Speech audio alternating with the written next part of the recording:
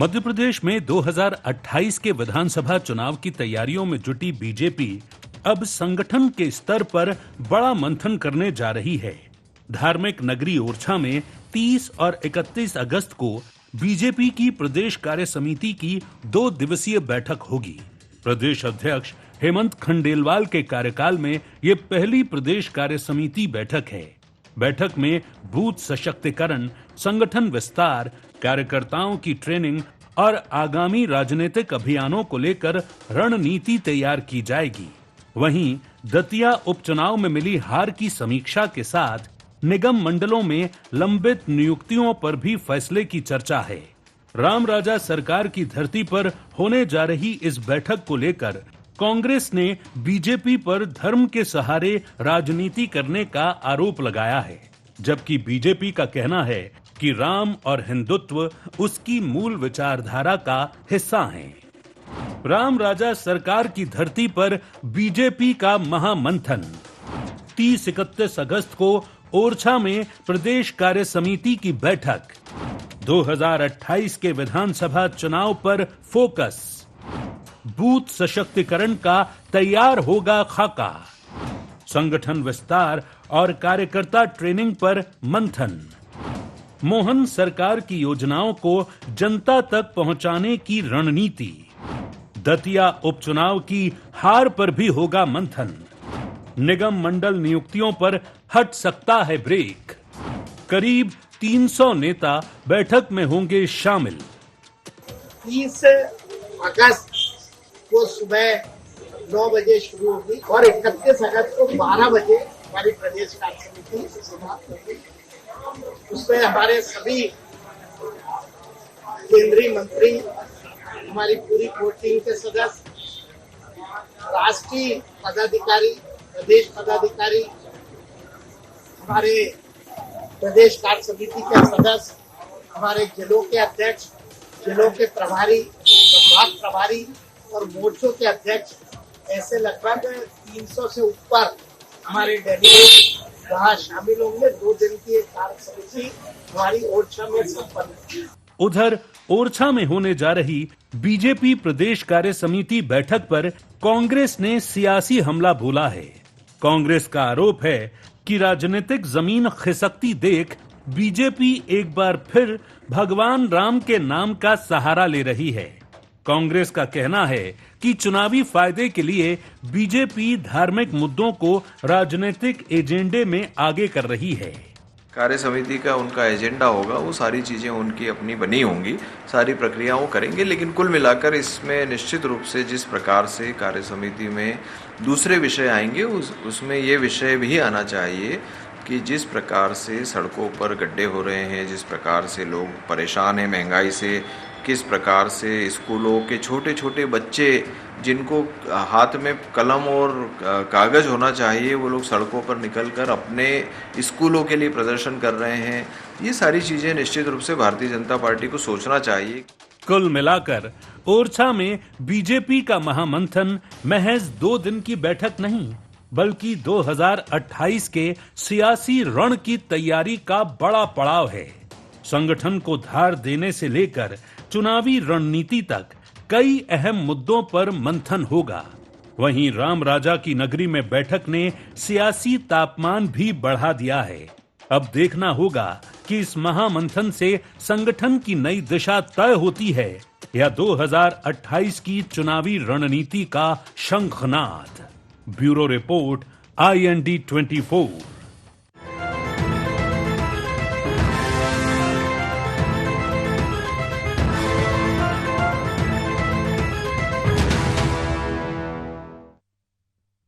नमस्कार, IND agenda Ram राजा राजनीति और रण में आप सभी का स्वागत है। मैं हूं आपके साथ दिव्यांशु जोशी। चर्चा को देंगे विस्तार, लेकिन उससे पहले नजर डालते हैं क्या हैं आज के एजेंडा पॉइंट्स। ओरछा में बीजेपी की कार्य समिति होने के क्या है मायने? क्या ये बीजेपी की मिशन 2028 की है तैयारी? राम राजा की नगरी में बैठक पर क्यों गरमाई सियासत? कांग्रेस क्यों लगा रही धर्म की राजनीति के आरोप?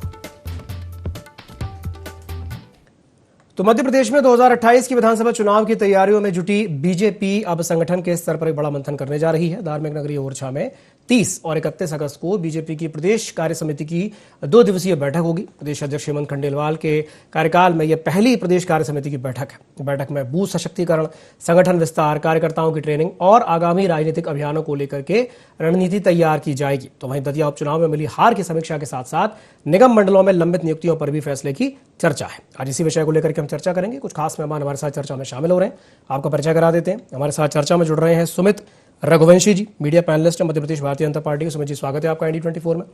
हमारे साथ जुड़ रहे हैं समर सिंह जी, प्रवक्ता है मध्य प्रदेश कांग्रेस के। समर जी, आपका भी स्वागत है IND24 में। और हमारे साथ जुड़ रहे हैं शैलेंद्र मिश्रा, शैली जी, वरिष्ठ पत्रकार हैं। शैली जी, आपका भी स्वागत है IND24 में। शुरुआत में शैली जी आपसे ही कर लेता हूँ। शैली जी, ये जो बैठक होने जा रही है, अब इस बैठक को लेकर के क्या ये कहा जाए कि ये सामान्य संगठनात्मक बैठक कहा जाए इसको, या ये कहा जाए कि 2028 को ध्यान में रखते हुए बैठक हो रही है? क्योंकि अभी अभी दतिया में जो रिजल्ट आया है उसे देखते हुए इस बैठक को काफ़ी महत्वपूर्ण कहा जा सकता है। क्या कहेंगे शैली जी? ये तो केवल टाइमिंग वाली बात है, बाकी तो संगठन की बैठक है भारतीय जनता पार्टी की, और खंडेलवाल जी के नेतृत्व में पहली कार्य समिति की प्रदेश की बैठक होने जा रही है। और भारतीय जनता पार्टी का ये आंतरिक संगठन की एक व्यवस्था है, वो लोग समय समय पर इस प्रकार के आयोजन करते हैं। क्योंकि दतिया चुनाव की बात इसलिए आ रही क्योंकि दतिया का उपचुनाव की डेट्स भी इसी दौरान आ गई। हम अगर अब उनको ध्यान हो तो ये बैठक 1 महीने पहले होने वाली थी, लेकिन फिर चुनाव को दृष्टिगत रखते हुए भारतीय जनता पार्टी ने अपना टाइम टेबल बदला। और ये क्योंकि हेमंत खंडेलवाल जी को भी अध्यक्ष बने 1 वर्ष हो गया है, और लगभग उन्होंने अपने सारे मोर्चे, संगठन और जितनी भी और नियुक्तियां होना थी, काफ़ी हद तक नियुक्तियां भी हो चुकी हैं। तो ऐसे में प्रदेश अध्यक्ष को भी अपने पदाधिकारी, अपनी पार्टी के जो वरिष्ठ कार्यकर्ता हैं, कुछ लोग केंद्र में जिम्मेदारी मंत्री के रूप में संभाल रहे हैं, कुछ लोग मेंबर ऑफ पार्लियामेंट हैं, काफ़ी सारे विधायकों में से लोग मंत्री हैं, कुछ अभी नई नियुक्तियां हुई हैं। और ऐसे आयोजनों के माध्यम से पार्टी का जो ग्रास रूट लेवल का भी जो कार्यकर्ता होता है, उसको अपने प्रदेश अध्यक्ष के अलावा और जो बड़े पदाधिकारी हैं उनसे मिलने का भी अवसर प्राप्त होता है। और क्योंकि भारतीय जनता पार्टी तो कार्डर बेस्ड पार्टी है, तो उनके मिनट टू मिनट्स के प्रोग्राम्स भी होते हैं। और अभी तो हम लोगों को बहुत ज़्यादा जानकारी मिली नहीं है, लेकिन काफ़ी सारी उसमें ट्रेनिंग जैसे भी पार्ट्स रहेंगे। वो अपने कार्यकर्ताओं को निश्चित ही 2028 के चुनाव के प्रति भी जिम्मेदारियां भी दे सकते हैं या जागरूक कर सकते हैं। उनकी सरकार के जो बेहतर काम हैं उनको अपने कार्यकर्ताओं के माध्यम से, पदाधिकारियों के माध्यम से जनता तक कैसे ले जा सकते हैं, इस पे भी भारतीय जनता पार्टी ध्यान देगी। और हम देख रहे हैं दिव्यांशु जी, पिछले कुछ समय पहले जैसे दिल्ली के जंतर मंतर पर जैन जी का आंदोलन हुआ, उसको भारतीय जनता पार्टी ने बहुत गंभीरता से लिया राष्ट्रीय स्तर पर। यहाँ तक कि जो RSS है वो भी इस मामले को लेकर गंभीर है। तो मुझे लगता है कि भारतीय जनता पार्टी काफ़ी जागरूक है और वर्तमान स्थितियों को भी भांप रही है वो। तो ये सभी तरह की चीज़ों का एक समावेश लेके ये कार्यशाला होने जा रही है। और राजनीतिक तो देखिए, अब राजनीतिक दल है तो उसके राजनीतिक सोच तो होगी। और क्योंकि हम देख रहे हैं कि आने वाले कुछ समय में कुछ राज्यों में चुनाव है, जिसमें सबसे बड़ा चुनाव उत्तर प्रदेश में होना है। और क्योंकि हमेशा से भारतीय जनता पार्टी का एक सॉफ्ट एजेंडा रहते ही है धार्मिक, तो राम राजा सरकार का क्षेत्र है, तो वहाँ से वो कई सारे अपने जो उनके आगामी योजनाओं की जो चीज़ें हैं उसकी देखा जाए तो एक मैसेज भी देने का काम वो करेगी। और ये कांग्रेस के लिए अब ध्यान रखने वाली बात यह है कि कांग्रेस आगे क्या करने वाली है। बिल्कुल, कांग्रेस आगे क्या करने वाली है हम समर जी से जानेंगे, लेकिन उससे पहले मैं सुमित जी के पास जाना चाहूंगा। सुमित जी, जैसा कि अभी शैली जी ने कहा कि भी राम राजा सरकार की बात आ गई है और कांग्रेस ये कह रही है कि एक बार फिर से राम के नाम का सहारा लेना पड़ रहा है, क्या कहेंगे सुमित जी? देखिए, कांग्रेस क्या कह रही है, कांग्रेस का क्या नैरेटिव फैलाने का मतलब है। और कांग्रेस एक राजनीतिक दल है, निश्चित तौर पर यदि विपक्ष में है तो विरोध करना उनका काम है। लेकिन राम और राम मंदिर हमारा एजेंडा, भारतीय जनता पार्टी का विचार जनसंघ के समय से रहा है। हम लोगों ने हमेशा से इस पक्ष में रहे हैं कि राम मंदिर बनना चाहिए, राम हमारे विचारों में है। और ये आज भी है। यदि हमने बोला था कि मंदिर बनाएंगे तो मंदिर बना है। ऐसे आरोप प्रत्यारोप करना ऐसे समय पर, क्योंकि हमारी कार्य समिति इसके पहले ग्वालियर में हुई थी, उसके पहले कोलार में हुई थी, अलग अलग जगहों पे कार्य समिति होती है। क्योंकि कार्यकर्ताओं की पार्टी है तो कार्य समिति होती है, पारिवारिक पार्टी होती तो घर में कार्य समितियां हो जाया करती दूसरी पार्टियों की तरह। लेकिन एक विस्तारित कार्य समिति भारतीय जनता पार्टी की, जिसमें जिला अध्यक्ष हैं, जिसमें जिला के प्रभारी हैं, संभागीय प्रभारी हैं, सारे विधायक सांसद हैं, मोर्चों के प्रदेश के अध्यक्ष हैं, पूरे प्रदेश की कार्य समिति है, प्रदेश के पदाधिकारी हैं, ये राजनीतिक प्रस्ताव उसमें आने वाला है कि पार्टी आगे कुछ सालों में, अगले सालों में किन दिशा पे चलेगी। क्योंकि पार्टी का काम जो होता है वो सरकार की योजनाओं को लोगों तक पहुंचाना, उनके लोगों के बीच में जाना, उनको अपने तरफ खींचना कि हमारी पार्टी के विचारों से जुड़ें, हमारी पार्टी के सरकार के द्वारा जो योजनाएं चल रही है उनसे जुड़ें, उनका लाभ लें। ये पार्टी की विचारधारा होती है, ये पार्टी के काम होते हैं। तो ऐसे प्रस्ताव आने वाले हैं। एक बहुत विस्तारित कार्य समिति है जिसमें पार्टी के एजेंडे को, पार्टी के आगामी कार्यक्रमों पर निर्णय होगा। और मैं नहीं समझता कि इसको वापस एक ही लाइन पे ले जाना कांग्रेस के लिए सही है। कांग्रेस को अपने कार्यशैली पर और अपनी चीजों पर ज्यादा ध्यान देने की जरूरत है। आपने कहा कि कार्यकर्ता आधारित पार्टी है भाजपा, मतलब आप कांग्रेस को नहीं मानते कि कार्यकर्ता आधारित पार्टी? नहीं, ये बोलने की जरूरत नहीं है। मैं तो बहुत समय से इस चीज को बोलता आया हूं कि कांग्रेस का कोई भी कार्यकर्ता इस बात को नहीं बोल सकता कि मैं इस पार्टी का अध्यक्ष बन जाऊंगा या कभी राष्ट्रीय अध्यक्ष बन जाऊंगा या प्रधानमंत्री बन जाऊंगा। इवन समर सिंह जी के नीचे जो मध्य प्रदेश कांग्रेस का प्रवक्ता लगा, ये भी हट जाएगा यदि ये दिलेरी से बोल दें तो। पर मैं ये बात बोल सकता हूं क्योंकि भारतीय जनता पार्टी की रीति नीति, और आप भी जानते हैं कि कौन सा छोटा से छोटा कार्यकर्ता किस बड़े लेवल पे जाकर राजनीति कर सकता है, ये किसी को बताने की जरूरत नहीं है। भारतीय जनता पार्टी नीचे से उठाकर किसी कार्यकर्ता को नेता कैसे बनाती है, ये सबको विदित है, ये देखा गया है कई सालों में। लेकिन कांग्रेस के अंदर यदि आप देखोगे तो परिवार ले दे के चीजें परिवार पे आके रुक जाती है। ठीक है समर जी, जब सुमित जी अपनी बात कह रहे थे तो आप मंद मंद मुस्कुरा रहे थे। अब हम जानना चाहेंगे कि आप क्यों मुस्कुरा रहे थे। जी समर जी। जब ज्ञान की कमी होती है, तथ्यों की कमी होती है, तो इसी प्रकार की बात की जाती है। मैं सुमित भाई से पूछना चाहता हूं कि पिछले 30 साल में, 40 साल में राजीव गांधी जी के बाद में कौन सा ऐसा व्यक्ति है गांधी परिवार का जो कि प्रधानमंत्री बन गया या किसी ऐसे पद पर पहुंच गया जहां पर वो ऐसा इन्फ्लुएंस कर सके? मुख्यमंत्री भी कहीं बना हो तो बता दीजिए, आप नहीं बने। ये छोटी नैरेटिव फैलाने वाली बातें हैं। जब भी कुछ बात करो तो भारतीय जनता पार्टी जो है वो अतीत में पहुंच जाती है और परिवारवाद का नाम लेते हैं। और जब भी परिवार की बात करते हैं तो मुझे लगता है कि जय शाह को अमित शाह कचरे के डब्बे में उठा के लाए हैं। वैसे ही बांसुरी स्वराज है और अनुराग धूमल है, ये सब कचरे डब्बे में से अनाथ आश्रम में उठा के लाया गया। ये परिवारवाद नहीं है। तो पहले परिवारवाद पे भाषण देने से पहले सुमित भाई, अपने जो पार्टी के अंदर जो परिवारवाद चल रहा है, जिस प्रकार से शिवराज सिंह जी चौहान के लड़के जो है वो भी राजनीति के अंदर आ रहे हैं, आप इतने सारे नाम, मतलब फहरिस्त इतनी लंबी है कि मैं क्या बताऊं। तो वो परिवारवाद, आप क्या, हमारा यहाँ पर परिवार से कोई व्यक्ति अगर राजनीति में आ जाता है दूसरी पीढ़ी तो परिवारवाद हो जाता है, लेकिन इनके यहाँ पर जो है उसको परिवारवाद नहीं कहा जाता है। तो जनता को तथ्य रखिए आप। जहां तक की बात है, आज भारतीय जनता पार्टी की होने वाली ओरछा के अंदर होने वाली बैठक की हम पर चर्चा कर रहे हैं।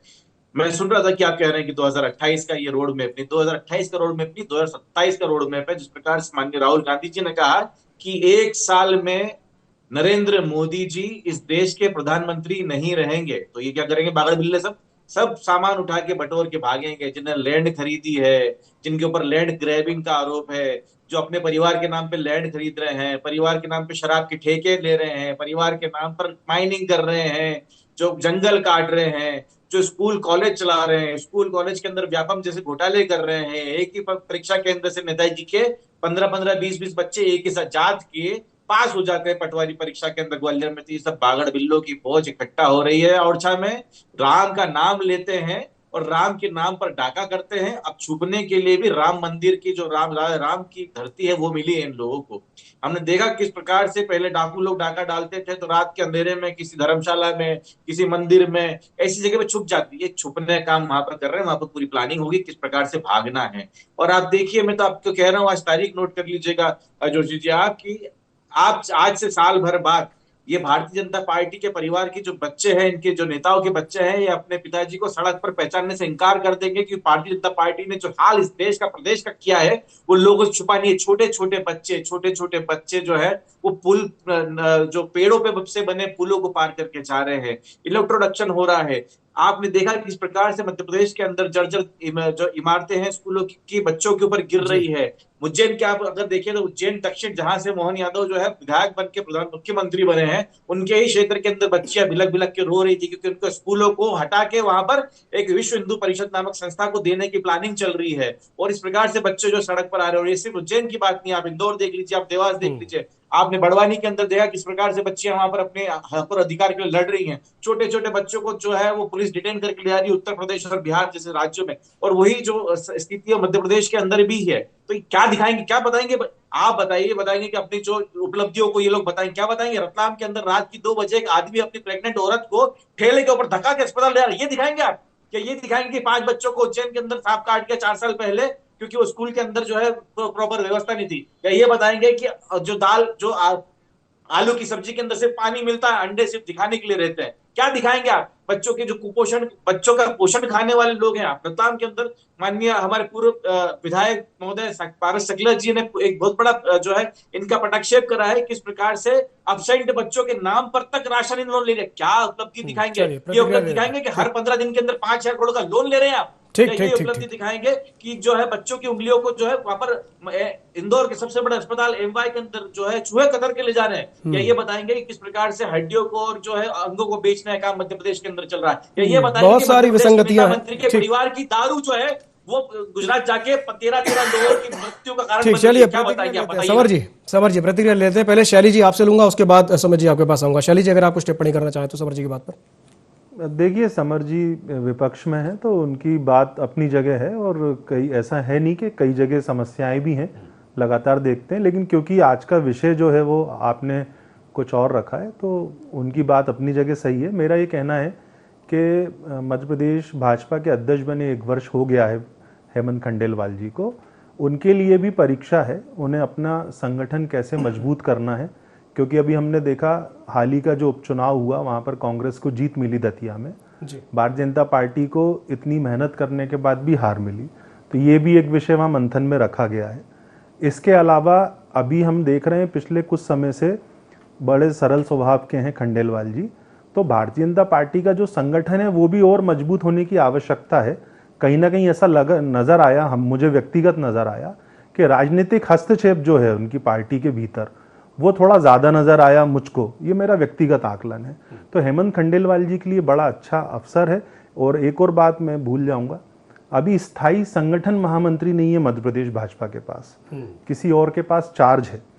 तो अभी ये मेरे ख्याल से पहली ऐसी कार्य समिति की बैठक है दिव्यांशु जी जिसमें मध्य प्रदेश भाजपा संगठन के पास अपना स्थायी महामंत्री नहीं है, क्योंकि भारतीय जनता पार्टी के भीतर संगठन महामंत्री की जो व्यवस्था है राज्य स्तर पर और राष्ट्रीय स्तर पर, वो बहुत बड़ी व्यवस्था होती है, बहुत मजबूत व्यवस्था होती है। और एक पैरेलल अध्यक्ष के साथ में एक ऐसा व्यक्ति, ज़्यादातर हमने देखा है कि संघ विचारधारा, संघ पृष्ठभूमि के लोग जो प्रमोट होके आते हैं, या डेप्यूटेशन में कह दूं, पिछले जो 2 लोग रहे वो तो एक तरीके से डेप्यूटेशन पे ही रहे। तो ये बहुत बड़ा एक विषय है मेरी नज़र में, और मुझे लगता है कि आने वाले समय में या इस बैठक के बाद भी ये हमको मालूम चलेगा कि कोई स्थायी संगठन महामंत्री भी मिलेगा। और निश्चित ही विपक्ष की बात भी जायज़ है, बहुत सारी समस्याएं भी हैं, सरकार के सामने बहुत सारी चुनौतियां भी हैं। तो ये भारतीय जनता पार्टी अपने जो उनके 2 दिन का जो कार्यक्रम है उसमें मुझे लगता है इन सभी विषयों पर बातचीत करेगी, और अपने लोगों के माध्यम से प्रदेश में जनता को और कैसे कनेक्ट किया जाए, क्योंकि बहुत सारी दिक्कतें तो हैं। हम देख रहे हैं डॉक्टर मोहन यादव जी को भी 3 वर्ष होने वाले हैं, तो उनके पास भी चुनौतियां हैं, क्योंकि लाडली लक्ष्मी बहना योजना का जो एक मैं कहूँगा मास्टर स्ट्रोक था जो हमने देखा पिछले चुनाव में, उसका कहीं ना कहीं भारतीय जनता पार्टी को फायदा मिला, और देश के अन्य राज्यों में भी भारतीय जनता पार्टी ने ये प्रयोग किया। तो कांग्रेस के लिए भी मुझे लगता है कि ऐसे आयोजनों से उनको भी एक अपना होमवर्क करने में सहायता मिलेगी। ठीक। सुमित जी क्या कहेंगे? देखिए, अभी समर जी बोल रहे थे कि राहुल गांधी जी ने कहा है कि 2027 में ही नरेंद्र मोदी प्रधानमंत्री नहीं रहेंगे। ये एक तरीके का अति उत्साह है। ये अति उत्साह मैं आपको बताना चाहता हूँ, 2024 में जब लोकसभा में भारतीय जनता पार्टी की केवल सीटें कम हुई थी, और उतनी सीटें थी जो 3 चुनाव मिलकर भी कांग्रेस नहीं रिटेन कर पाई थी, उतनी सीटें फिर भी थी। केवल सीटें कम होने पर ये अपने आप को जीता हुआ बता रहे थे। ये भारतीय जनता पार्टी का डाउनफॉल बता रहे थे, ये नरेंद्र मोदी सरकार नहीं बना पाएंगे, ऐसे ये नैरेटिव फैला रहे थे। इस तरीके का अति उत्साह आज फिर से किया। आप याद करिए कि भारतीय जनता पार्टी ने अपनी कमियों को दूर करी और वापस से, चाहे वो बिहार चुनाव हो, महाराष्ट्र चुनाव हो, दिल्ली चुनाव हो, पश्चिम बंगाल चुनाव हो, करारी हार के साथ कांग्रेस को यह दिखाई कि भारतीय जनता पार्टी का संगठन आज भी जमीन के अंदर कितना मजबूत है। यदि भारतीय ये लोग ये भी फैलाते थे कि चुनाव के बाद जो है लाडली लक्ष्मी योजना का पैसा देना बंद कर देगी, भारतीय जनता पार्टी ने बंद नहीं करी। जो बोला था वो करके दिखाया, जो राम मंदिर बोला था वो करके दिखाया, जो संबल योजना, ऐसी महत्वपूर्ण योजना जो कमलनाथ सरकार ने बंद कर दी थी, वो भारतीय जनता पार्टी ने फिर से की चालू करके दिखाया, जिसमें एक गरीब को छोटी छोटी चीजों की जो जरूरत पड़ती है, जब किसी संबल की जरूरत पड़ती है, जब किसी परिवार भाव की जरूरत पड़ती है, वो सारी चीजें संबल योजनाओं में थी। तो भारतीय जनता पार्टी लोगों से कनेक्ट करती है। कांग्रेस कार्यालय में बैठी हुई बैठकर लिखी गई स्क्रिप्ट को आप चैनलों पे बैठकर कितना भी चिल्ला दो, लोगों के मन में वो जब पहुंचेगी, जब लोगों को ये समझ में आएगा कि आप जो बोल रहे हैं वो सही बोल रहे हैं। लेकिन आपके बार बार चुनाव हारना ये आपको दिखाता है कि आप जो बोल रहे हैं वो जनता तक नहीं पहुंच रहा। आप जो बोल रहे हैं वो जनता को झूठ दिखता है, वो झूठा नैरेटिव समझ में आता है। क्योंकि ये जो संबल योजना बंद हो जाएगी या लाडली लक्ष्मी योजना बंद हो जाएगी या बहनों की योजना बंद हो जाएगी, ये कांग्रेस का हमेशा से बयान रहा है, लेकिन आज बंद नहीं हुई है। सुमित जी, आपने जैसे कहा कि जनता को झूठा दिखता है, भाई शक्कर 40 रुपए थी, 70 रुपए की क्या नहीं, नहीं, वापस 20% कम हुई है। और देखिए ये एक समय का वो था, वो जो चूहे वाली बात कह रहे थे इंदौर में, क्या वो झूठ है?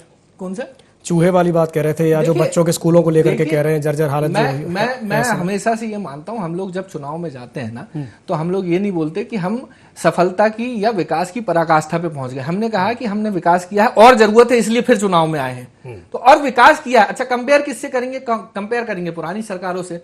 अब जब हम पुरानी सरकारों से आंकड़ों के साथ कंपेयर करने बैठते हैं, तो कांग्रेस के नेता बोलते हैं, अरे यार हमारी बात क्यों करते हो, तुम हमारे पे क्यों आ जाते हो, तुम अपनी क्यों नहीं बता। कंपेयर किससे होता है?